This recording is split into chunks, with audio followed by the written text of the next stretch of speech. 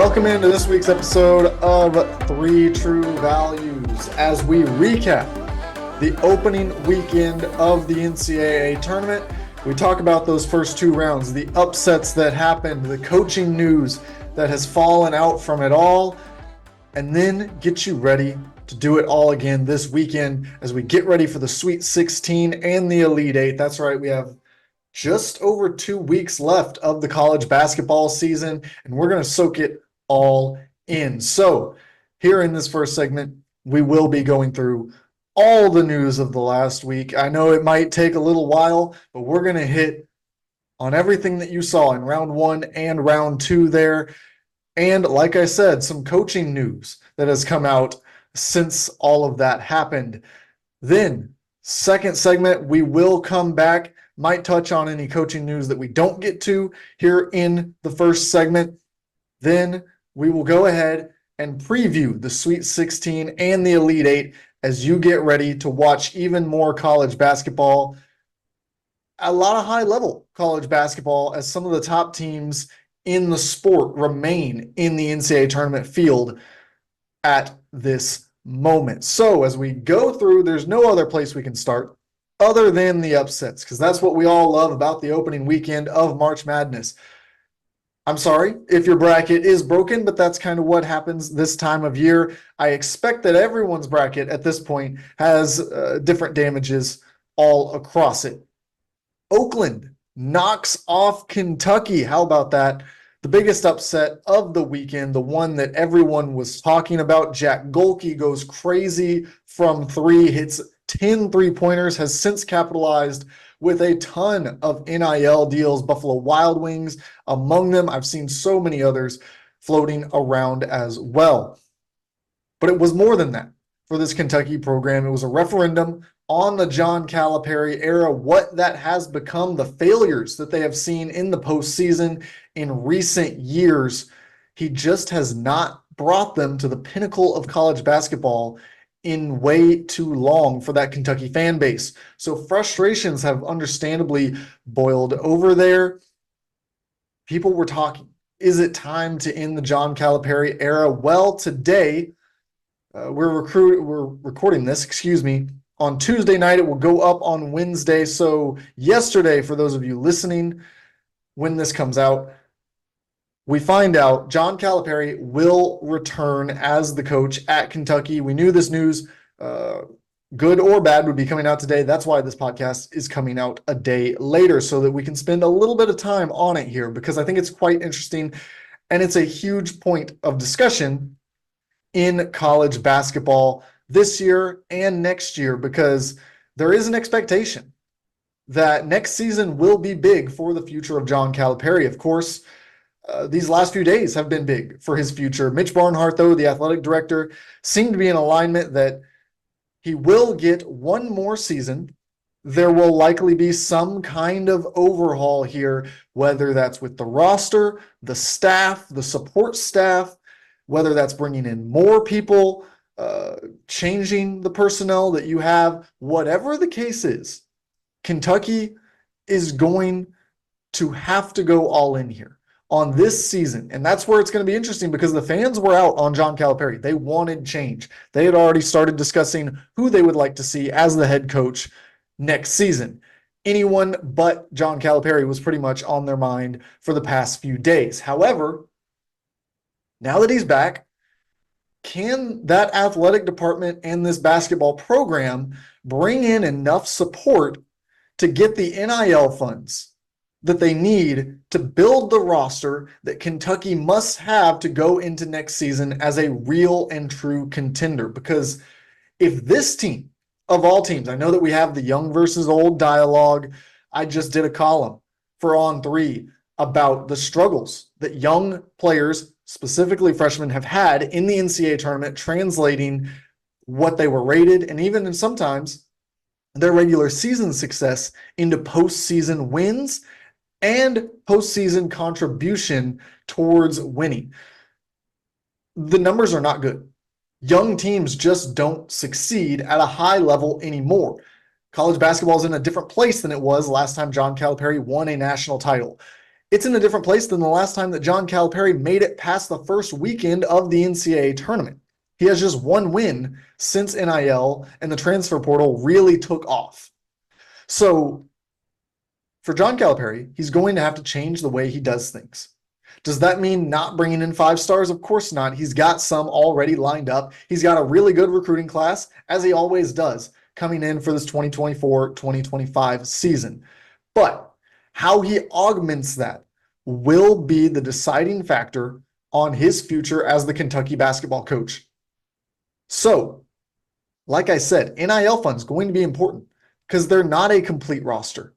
Now, if they can get a couple of these guys to come back for a second year, a third or fourth year for some of the guys who were role players on this team, yes, that's going to be huge. But you're going to have to go land at least 1 or 2 out of the transfer portal who are going to be real difference makers if you want to find the success that you need to have. So it'll be interesting. We're going to have to watch it all offseason. How does John Calipari rally this fan base? Can he rally this fan base? Because you cannot afford to have donors stop giving out the money, because that's when this roster is going to run into real obstacles, is when they can't afford to put it together the way that they need to. Kentucky, always going to be a big storyline. No coaching change, but still the coaching situation is going to be a huge topic. We'll talk more about it in the postseason, in the preseason next year, throughout the season next year. But right now, let's get back into the madness of March, because we had more upsets than just that one. Duquesne, under Keith Dambrot, announced that he will be retiring after the NCAA tournament. They rally behind him and knock off BYU as an 11 seed. Great story there. Everyone playing for their coach, extending out his career.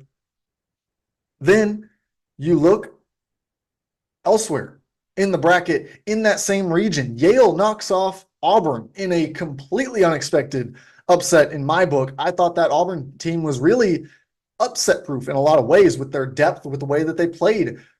But then they lose Chad Baker-Mazara to a flagrant 2 foul, which gets him ejected from the game. Completely shifted not only the momentum of that one, but also kind of negated one of the 2 things that makes Auburn so special, with some of their depth taken away. So that was big there. James Madison pulls off an upset against Wisconsin. That was a popular pick. I thought that game was pretty 50-50. I went with Wisconsin, but have no issues with that James Madison team. I thought they were really good. TJ Bickerstaff is a really good player. They've got plenty of other pieces. Terrence Edwards, who is now in the transfer portal, by the way, looking for a new home after their coach, Mark Byington, accepts the Vanderbilt job. So outside of that, in the bottom half of the bracket, we didn't get a couple of the upsets that we were kind of looking for, kind of hoping for. We did not get McNeese State. We did not get Samford. We did get Oregon, though, over South Carolina. We talked about it. This Oregon team is a different team than what we had seen previously. They are healthier, and they looked like a real threat. They took Creighton to double overtime in the second round as well. So this was a real team that you have to talk about in a different way based on the injuries. They proved that and had a really nice run here in March. Dana Altman will be back next year. There were rumors about his future, potentially retirement. That's not happening. He will be back. He will be coaching this team, and we'll see if they can get rid of some of those injury-plagued stretches that they've had over recent years. On the other side, Grand Canyon knocks off St. Mary's. That one was a big surprise to me. I really like this St. Mary's team. I thought they could make a deep run into March, but Grand Canyon behind Ty and Grant Foster, Bryce Drew coaching that team. Yes, they were another one that their resume kind of said, hey, look out, this could be an upset team. They were able to pull it off. Great story there. They then lose to Alabama in the next round, however, in that one. Just to run you through the rest of the kind of eye-popping results, Dayton with a massive comeback ends the game on a 24-4 run against Nevada. Steve Alford, after the game, kind of took responsibility, put it on himself. His history of disappointment in March even pointed to his past stops and how disappointed he is in the results that they have gotten along the way. Purdue survives. They didn't lose to a 16 seed. They also kind of wiped the floor with Utah State in that second round. So don't have to talk about Purdue and their struggles anymore. They are a real contender. They go up against Gonzaga, which we will talk about in the next segment. NC State, again, we will get to them in more depth in the next segment because they're still dancing as an 11 seed. They knock off Texas Tech. Then they knock out Oakland in overtime. They will get Marquette. Like I said, we will talk more about that one on the other side. But Washington State knocks out a real upset contender in Drake. They were able to hold on. That was a close game, a really good one, 66-61. One of the games that I expected to be really tight, two of them really. 8-9 matchups. Texas A&M blows out Nebraska. That one was never really a contest. Same on the other side of the bracket. Michigan State opened the tournament with a dominant performance against Mississippi State. I do want to talk now about what UConn did this week. And I know the 1 seeds expected to advance, but UConn did it in such dominant fashion. I think this UConn team was primed to become back-to-back champions, and they further cemented my belief that they are able to pull that off, that they have everything they need to be that team to win consecutive championships with the performances this week. Donovan Clingan looked outstanding.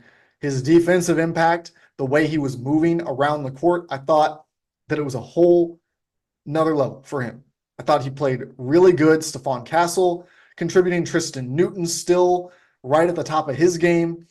That team is just so complete. It's going to be nearly impossible to knock them off.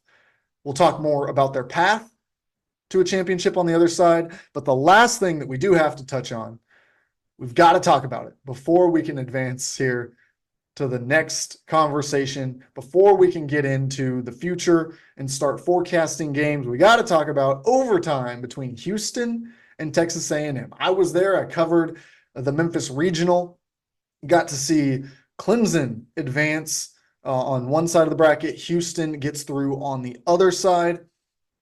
But in the last game on Sunday night, Texas A&M storms back with an incredible comeback to tie the game on an Anderson Garcia three-pointer as the clock expires. We head to overtime, and then Jawan Roberts, the outstanding big man for Houston, big part of their success, playing injured in this game, sees a ball headed out of bounds, dives to save it, and yes, he took me out on national television.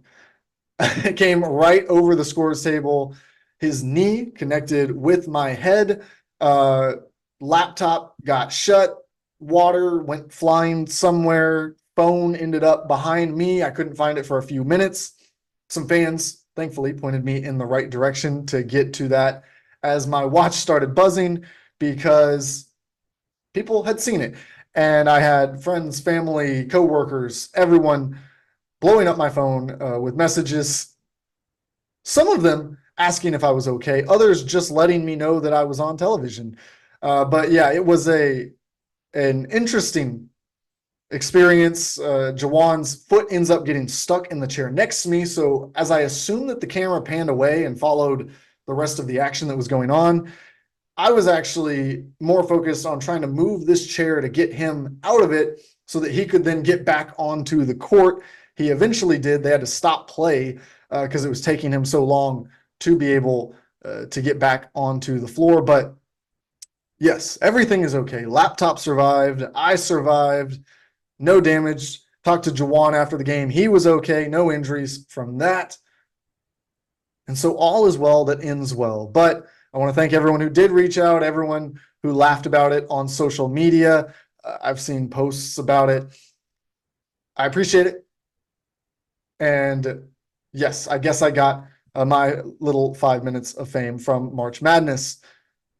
Now, though, it's time to focus on the basketball ahead of us. We'll talk about the Sweet 16 and the Elite Eight on the other side right here on Three True Values.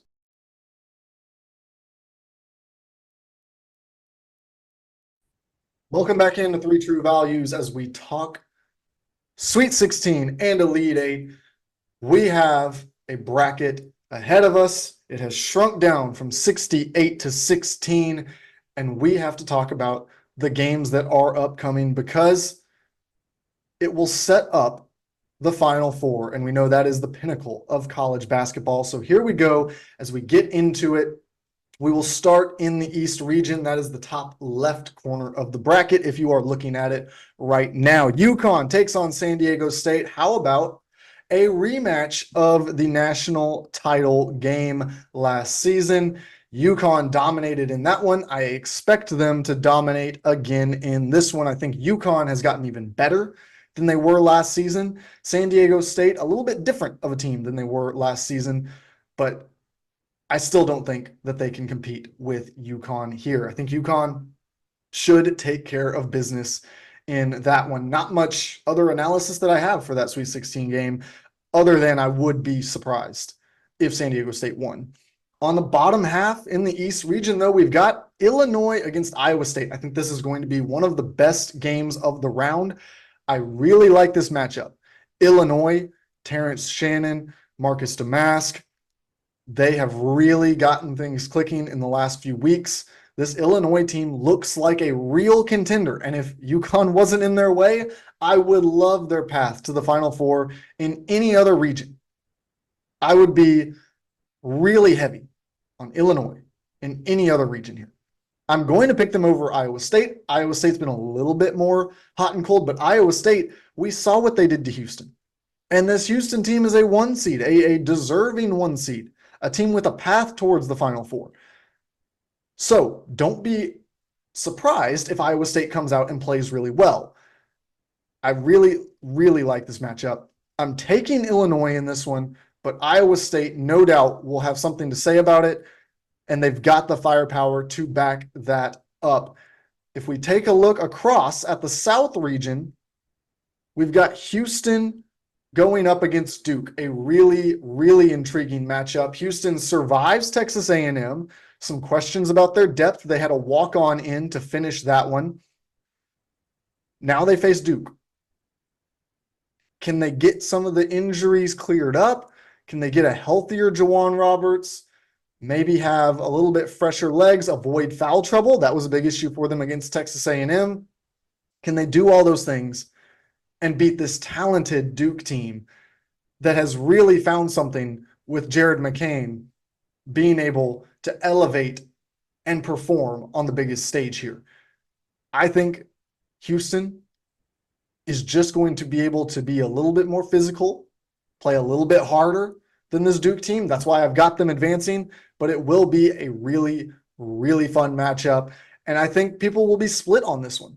Even if I don't see it as the one of these classic games that probably goes down to the wire, I can see a situation where Duke kind of pulls away a little bit. I can see a situation where Houston pulls away a little bit.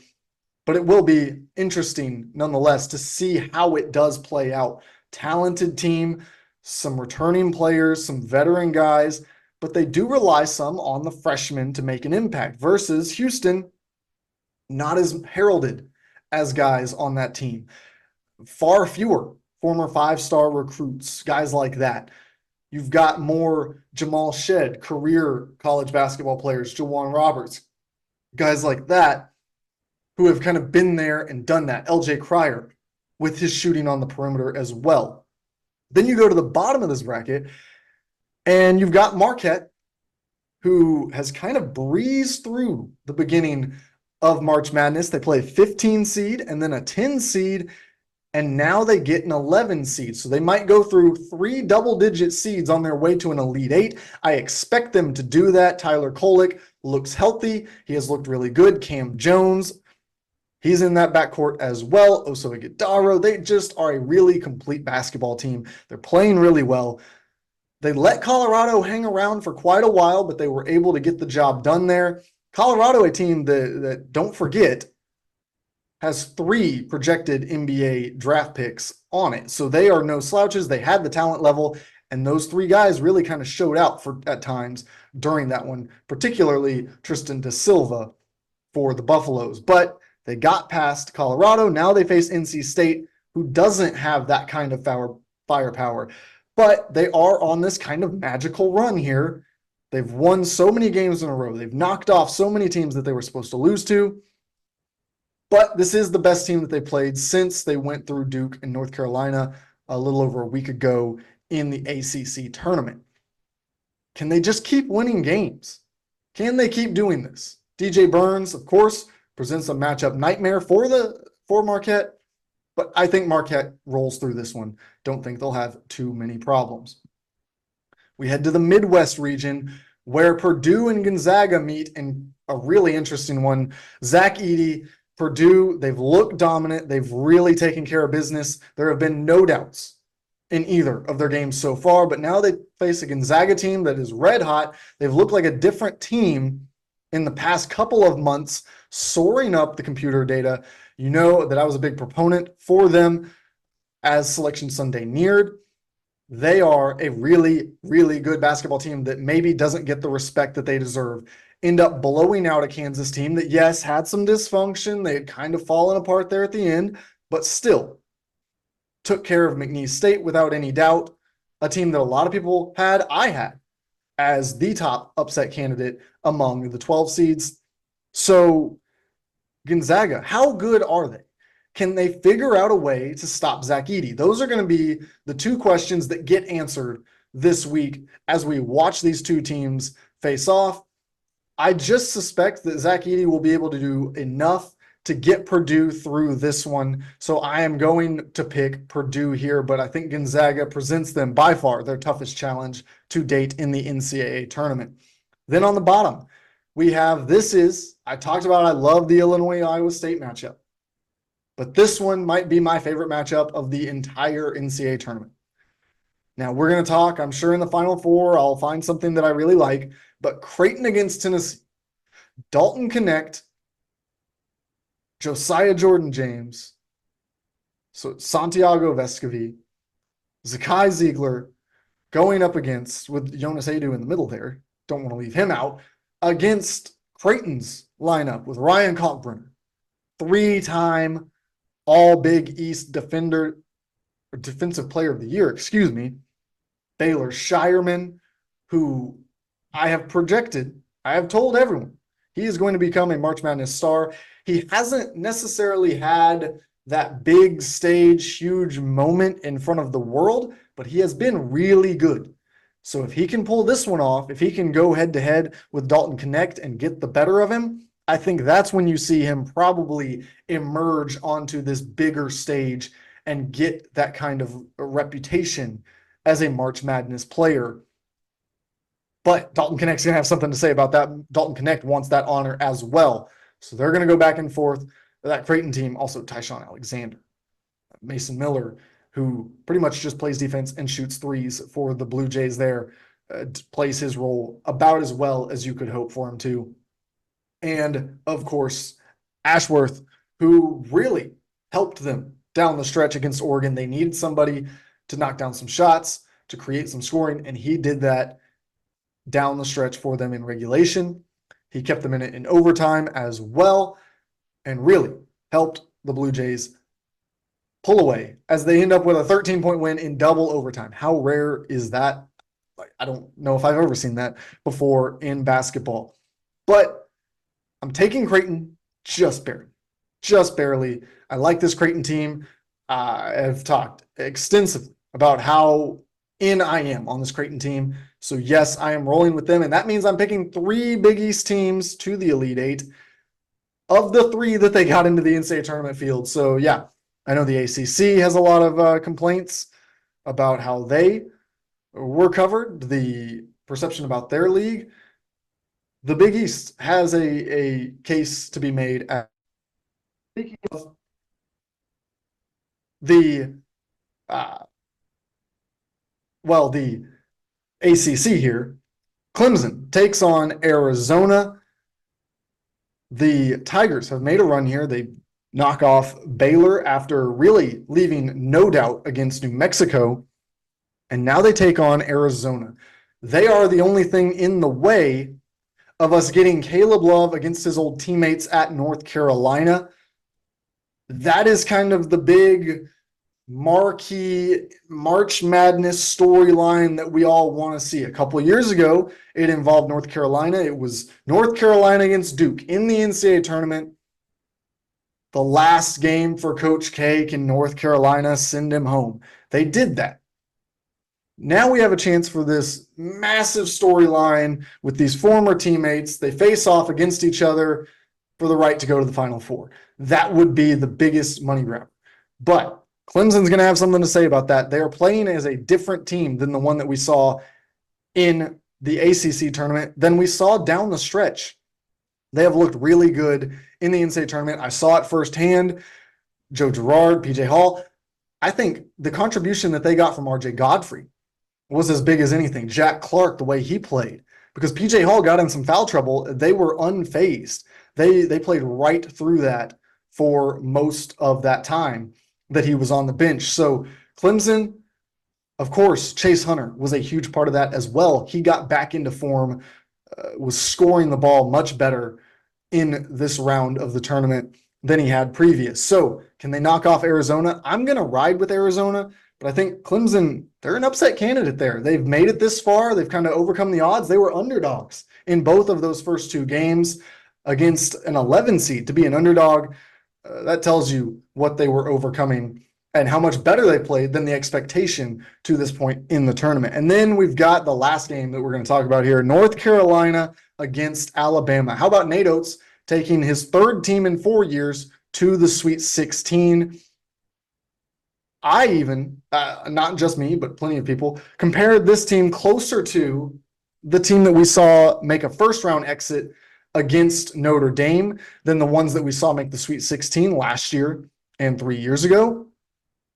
But they got a good draw here. I felt like they were going to be able to get through Charleston, kind of regardless of the situation. I just thought the way that they play, the way that Charleston plays, that one was going to be one where they could just kind of make their way through it as long as they were able to score. And I said, a team that puts up 100, not going to lose probably in the NCAA tournament. They get to 109. So that kind of played out how I thought it would. But then when Grand Canyon upsets St. Mary's, that changes everything. Because I think that St. Mary's team probably would have given Alabama a lot of fits. Instead, they get Grand Canyon. They have more talent than the opponent. They're able to pull away in that one. They end up with a double-digit win there, and now they face 1 seed North Carolina, the weakest of the 1 seeds, and that's no knock on North Carolina. It's just that those other 3 had separated themselves from the pack.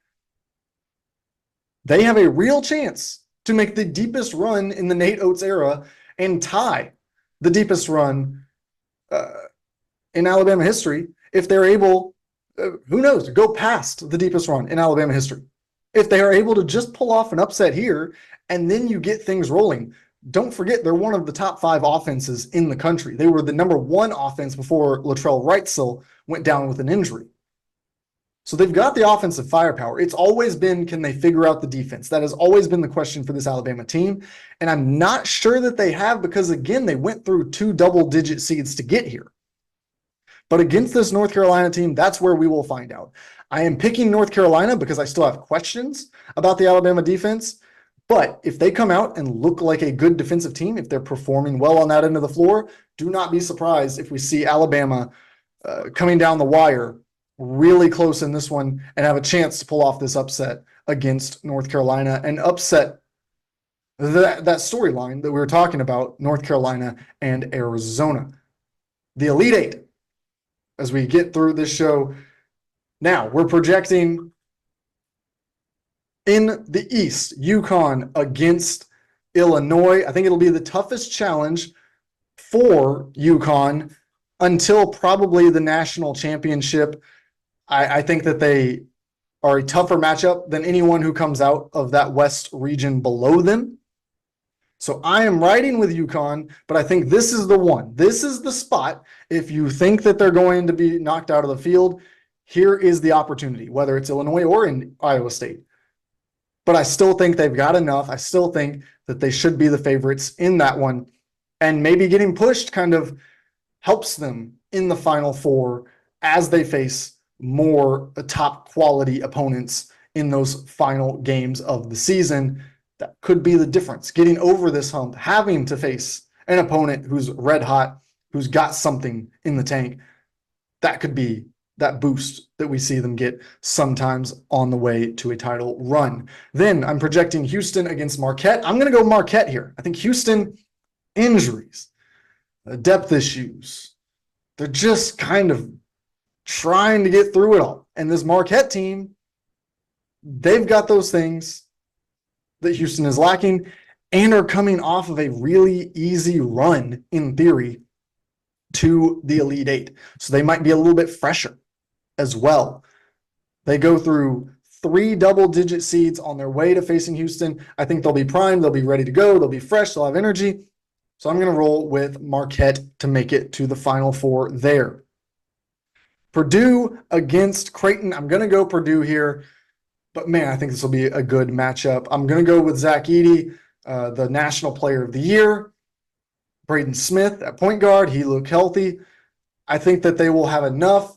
And Creighton, they do rely some on that outside shot. You never know if they go cold, either in the Sweet 16 or the Elite Eight, they could be in a little bit of trouble on offense. North Carolina against Arizona. That's what I'm predicting here in the West. That's the matchup everyone wants to see. And I'm going to ride with North Carolina. I'm sticking with the Tar Heels, Hubert Davis, Armando Bacot, RJ Davis, an All-American. I just think they've got a little bit more. That team, it complements itself so well. Cormac Ryan on the wing has been in kind of a really good form in recent weeks. I like what they've put together for the Tar Heels. They're a number 1 seed for a reason, and I'm going to roll with them to make it to the Final Four, where they would then meet UConn. So that's it. My projected Final Four heading into the weekend. UConn against North Carolina. Marquette against Purdue. Now, am I supremely confident in all those picks? No. I mean, I've told you, the teams that I think can upset the balance of things, the teams that I think could get into that mix. But that's the great thing when we get this deep into it. These teams are so good, they go up against each other, that you cannot predict it with 100% certainty the way you can a 1 versus 16 or a 2 versus 15 in most years. So this is where it gets tough if you're trying to predict who's going to win, but it gets so fun to watch if you are just a fan admiring this game of basketball. There's going to be plenty of great games to talk about next week. We will do that right here on 3 True Values. We'll be getting you ready for the Final Four out in Phoenix. Don't miss it right here. 3 True Values with your host, James Fletcher.